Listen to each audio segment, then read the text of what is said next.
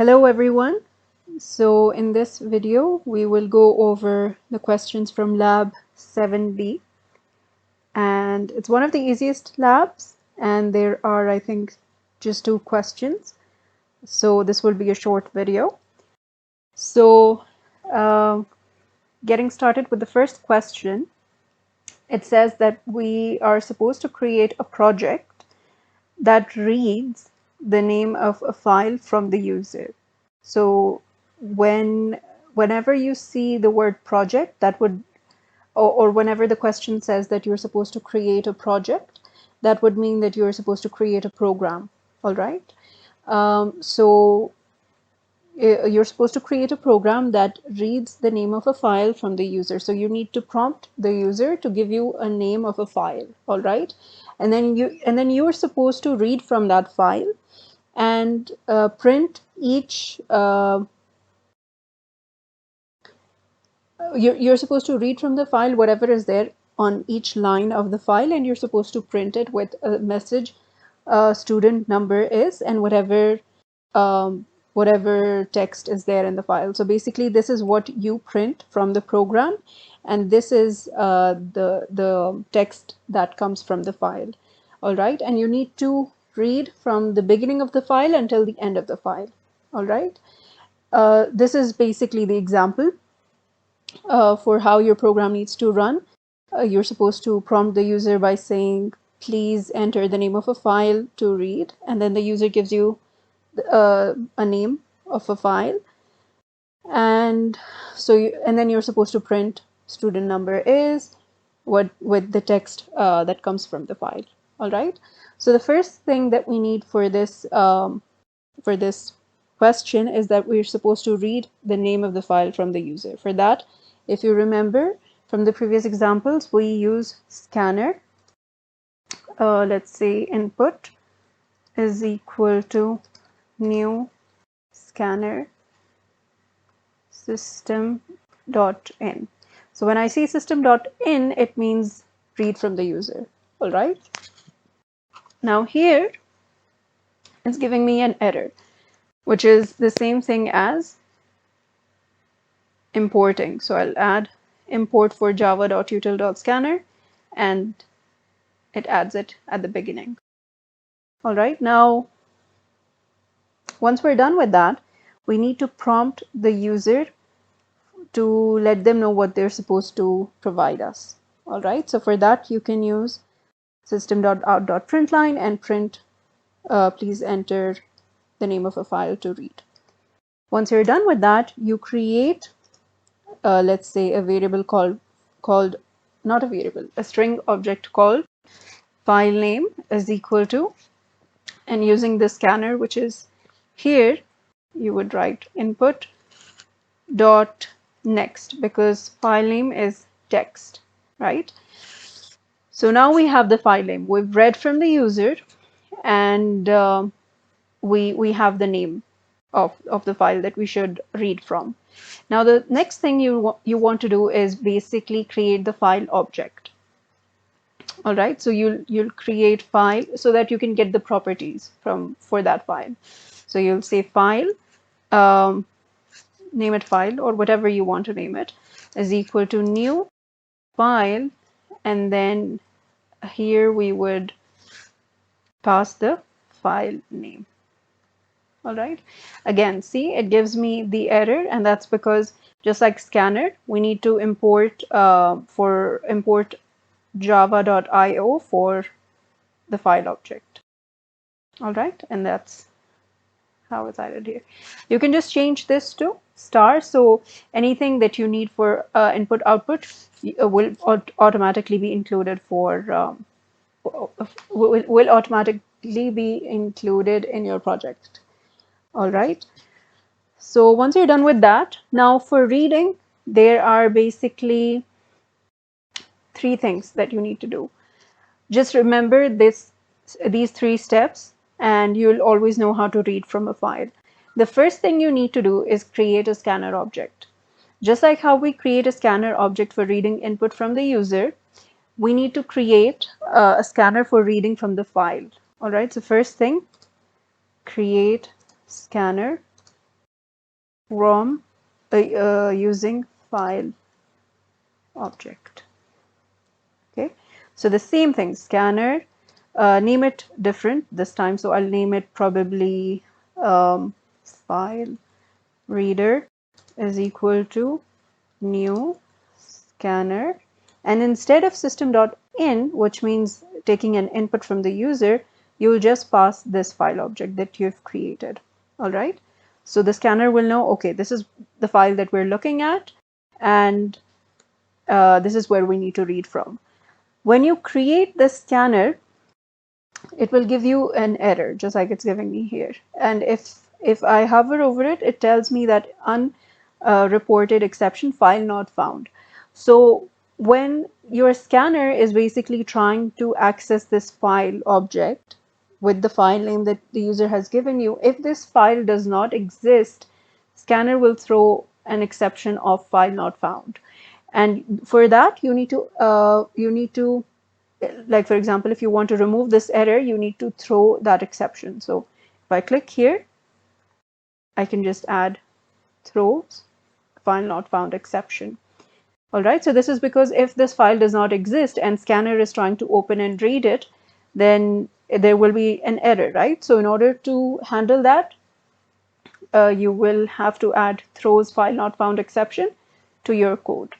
All right, so the first thing, like I said, there are three things that you need to do when you're reading from a file. The first thing is you create a scanner object using the file object that you've previously created. All right, now the second thing is basically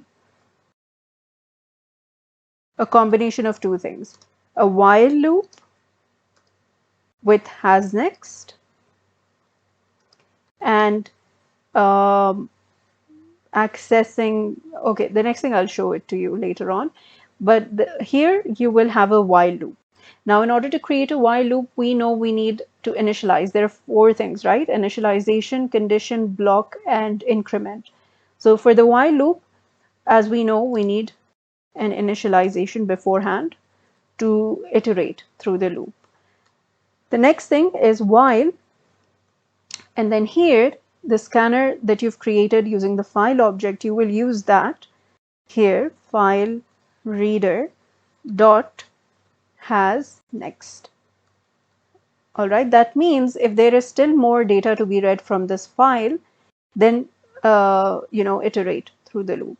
If there is no more data, then just leave it, because if has next, as we know, it returns true if there is more data in the file, and it returns false if there is no data that remains. All right, so here you have to check if the file reader dot has next. If it returns true, you will loop, otherwise you will exit the loop. Now here, like it's mentioned in the question, you're supposed to copy whatever you're supposed to repeat. So I think this is what is repeating. So here I copied that. Now you can just print it out straight away here. Okay, you can print that. Now, okay, now here, if you notice, um, the numbers are starting from 1. Usually we use index as 0 if you're looping through an array, because we know arrays start from 0. But in this case, we're not concerned about arrays. So what we can do is basically start from 1, because we're not worried about um, you know whether or not it starts from 0 or not. So what you can do is change this to 1, all right, and just print index. So this, the first time, this is going to print 1. The second time, it will print 2. So it will just keep a count, all right? And that will help you print numbers from 1 until how many ever times the loop is repeating. Okay, and then plus, you have to display is. Okay, and then now here, we have, how do we read from the file? How do we actually get the input from the file? Using the file reader, using the scanner object that you've created from the file object.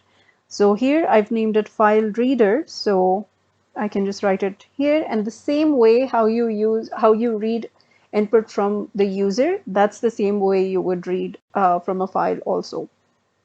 So if you notice here, the text or the information that's coming from the file it's text, right? It's not a number, it's not a Boolean, it's not a character, it's a text. So when we read text from a scanner, we need to use next or next line. I prefer using next.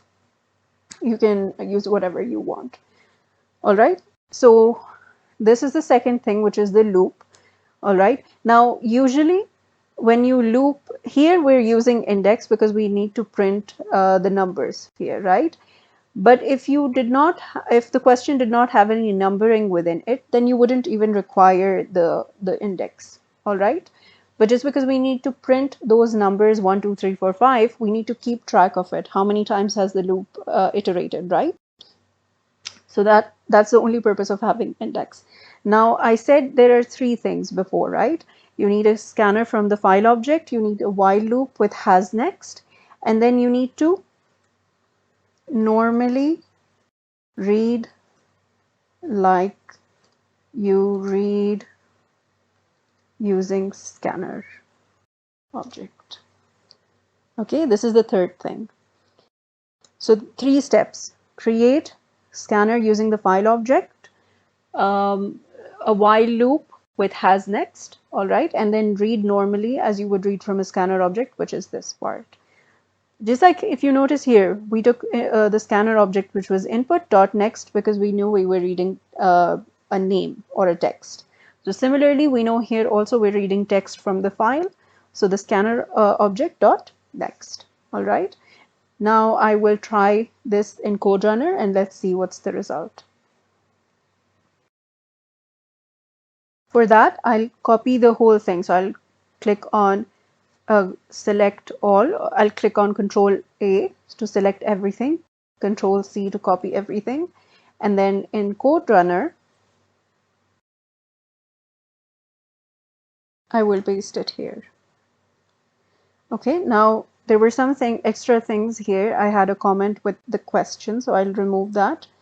All right, and then I'll also remove the package. Always remember, do not add the package line in your code. All right, now let's click on pre-check. I hope it's correct. Okay. Yes. What's the error? It's always print. This is the error that I always have with while loops, and that's why I dislike them so much. But instead of changing the number, it's always printing 1. That's because I forgot to increment the index. But it didn't become an infinite loop because the condition was not dependent on the index. So if I click on pre-check now, let's hope it works. Excellent. So that's working, and let's click on check.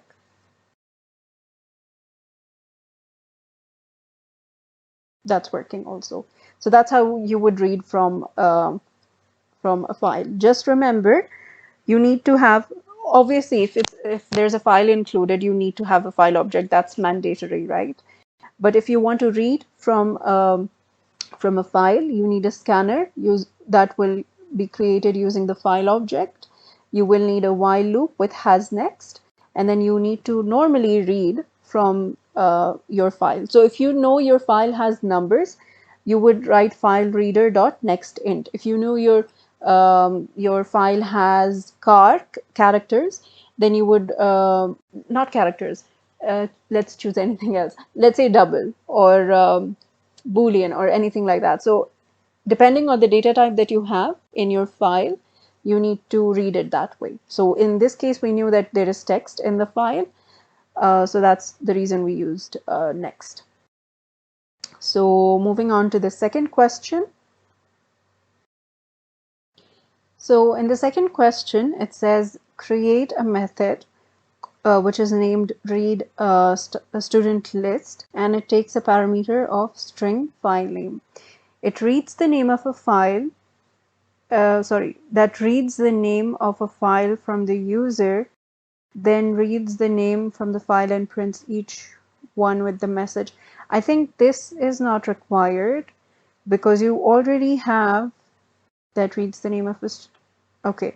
Um, I think this is not required because you already have the file name that reads the names from the file and prints one with the message. Yeah, because you already have the file name as a parameter, so I don't think you need to read it from the user.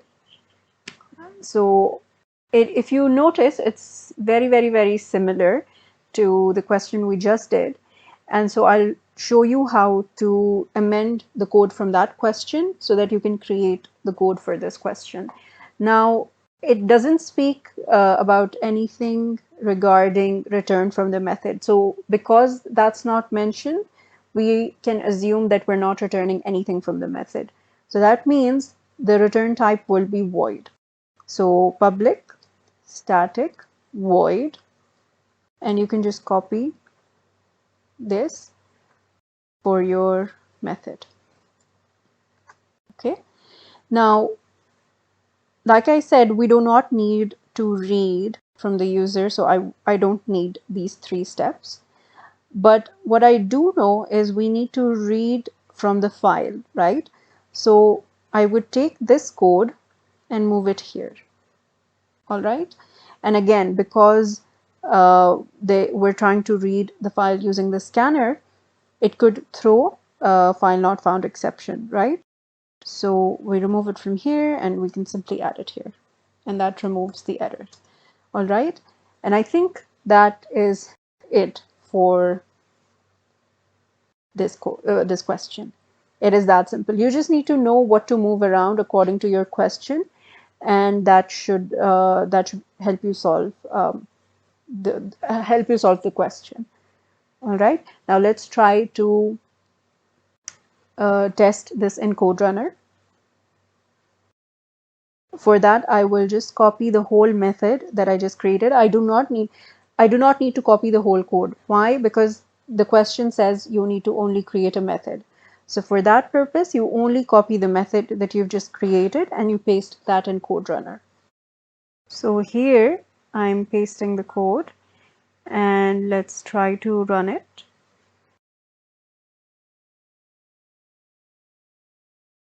And hopefully it works. Okay.